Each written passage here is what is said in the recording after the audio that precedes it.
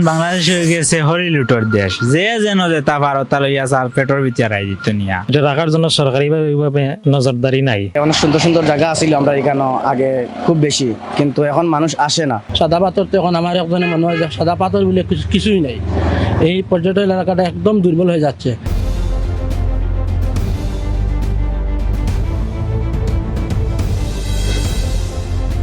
এখন বাংলাদেশ হয়ে গেছে হরিলুটোর দেশ, যে যেন যে তা ভারত লইয়া চার পেটর বিচারাই দিত নিয়া। এটার মূল কারণ হইল কি প্রশাসনের নিষ্ক্রিয়তা। প্রশাসন যদি মানে কঠোর থাকতো, বাহ্য থাকতো, তাইলে আর এটা হয় না। তাহলে আমি জোর দাবি জানাই প্রশাসনে মানে সক্রিয় হয় আর সব অবৈধ কাজগুলারে যেন আইনের আওতায় আনা হয়। আসলে কিতা কইতাম ভাই, এই যে পর্যটন এলাকাগুলা আগে এক সময় গেছি, আমরা দেখছি কিছু সৌন্দর্য আছে, কিন্তু এখন এগুলাত অনেক মানুষ পিছিয়ে আছে। আমি এখন প্রায় 8-10 বছরে গেছি, এখন আর যাওয়ার ইচ্ছুক হয় না, কারণ এগুলা কেউ গুরুত্ব দেয় না বা সময় দেয় না। এগুলো আর একটু সৌন্দর্য বাড়ায় এরকম কেউ পদক্ষেপ নেয় না। এখন আসলে এগুলা যে আমরা সাদা পাথরে দেখছি, অনেকগুলা লুটপাট হয়ে গেছে, আইনে কোনো গুরুত্ব নাই। সাদা পাথর তো এখন আমার একজনে মনে হয় যে সাদা পাথর বলে কিছুই নাই।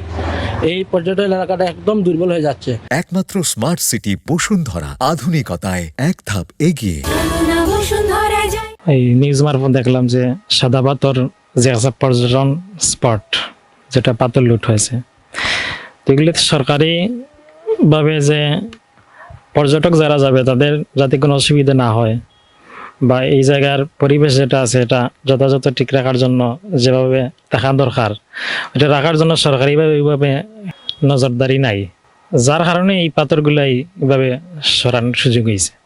তো সরকারের প্রতি আমার মানে দেশের সাধারণ একজন নাগরিক হিসেবে আমার যে অনুরোধ যেটা থাকবে, এই পর্যটন স্পট যেগুলো আছে এগুলাতে যথাযথ নিরাপত্তা ব্যবস্থা যাতে জোরদার করা যায়, তখন পর্যটক যারা তাদেরও যেভাবে নিরাপদ থাকবে এবং এই জায়গার সম্পদ যেগুলো আছে এগুলো লুট করার কোনো সুযোগ পাবে না।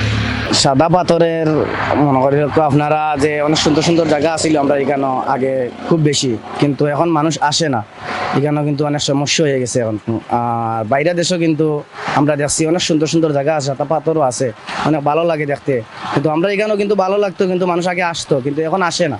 এখন ওখানে আসে না মানুষ, আপনার আর এখন এই জায়গার পাথর সব উঠাই নিতেছে।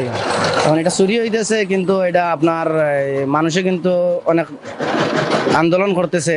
আমরা এখানে পাথর চুরি হইতেছে, পাথরগুলা যাইতেছে, কিন্তু আমরা তো এখন আর মনে হইলেও মানুষ যায় না, দেখে না এই জায়গাটা, কিন্তু দেখার আশঙ্কা নাই এই জায়গার। এখন আগে আসিল, এখন নাই, এখন মানুষ যায় না। এটা কিন্তু অনেক সমস্যার মধ্যে পড়ে গেছে আমরা এটা জায়গাটা।